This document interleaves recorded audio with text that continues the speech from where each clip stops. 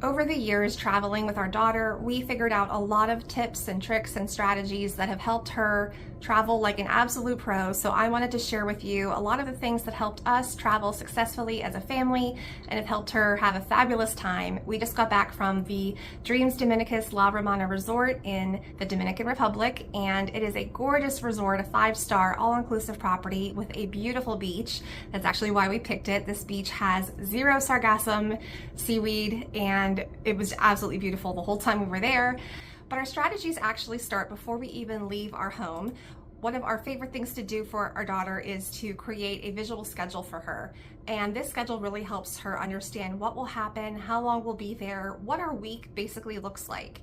And when she was younger, I used to create these social stories for her that would really detail what our trip would look like, from when we left home to going through security at the airport to getting to our resort, what our resort looked like, our room, where she would sleep, all those details, what we would do on the vacation, with pictures and descriptions of everything. And that was so helpful for her.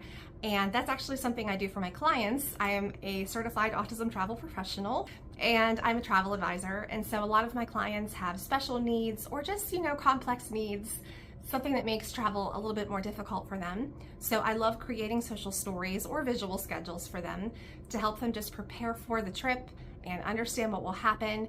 So when we got to the airport, we did go through the TSA pre-check line. We do have that.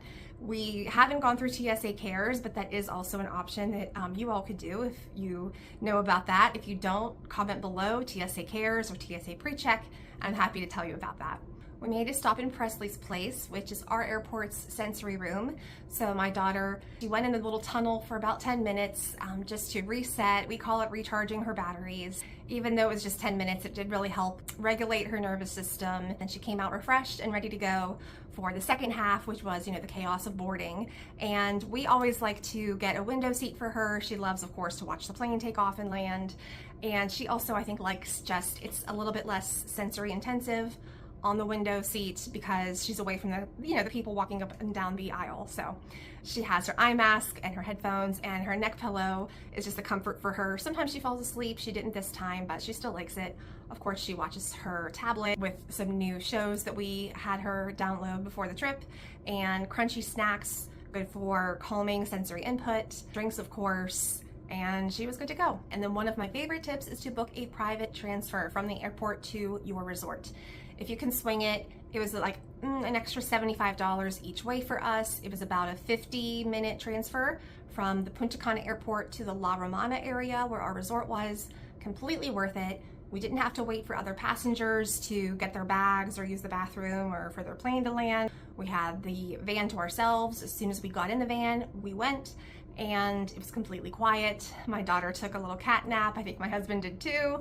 And it was, nice and air conditioned, and we just had basically a 45-minute, 50-minute sensory break. We arrived at our resort refreshed and ready to go. Now, our daughter is 14 and she eats a lot more foods than she used to, but she still definitely loves all of her comfort foods or familiar foods from back home. So she did eat her fair share of pizza and pancakes. And this resort was actually really great with providing gluten-free foods. And if you have any dietary restrictions, I'm very familiar with, gluten-free, dairy-free, soy-free, shared fryers, cross-contamination, all those things.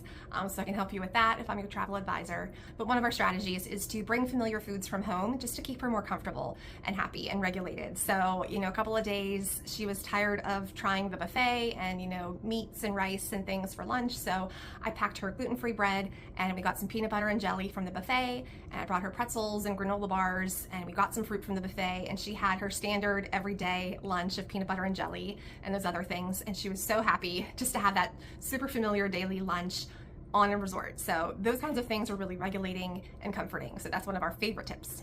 Nothing works if everyone's tired and cranky, right? So resting, napping was super important to all of us, but especially our daughter. So we definitely took afternoon naps, prioritized sleep as much as possible, and that was great for all of us.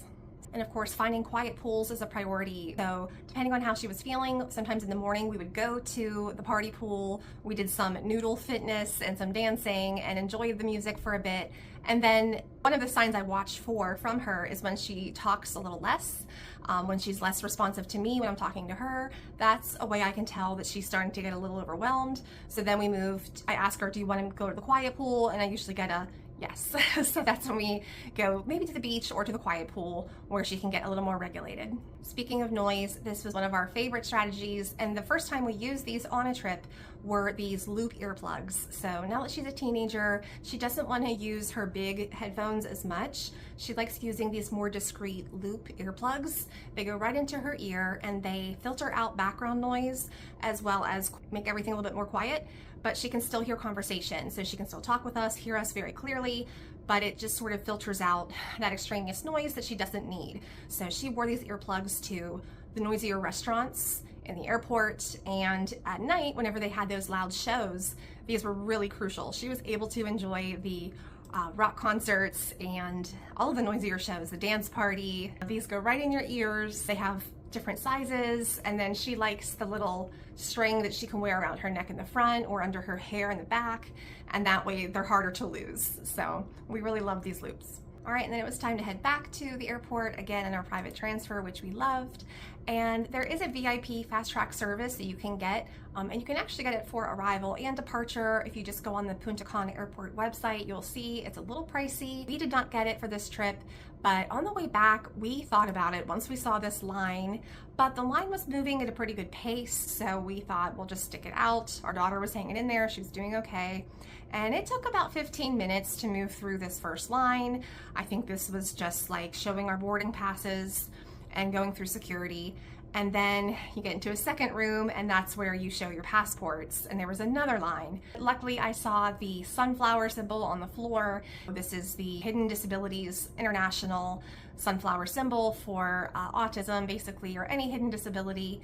So we did not have the sunflower lanyards with us. When we got to the front of the line, an agent came over, and I just said, mi hija tiene autismo, which means my daughter has autism in Spanish.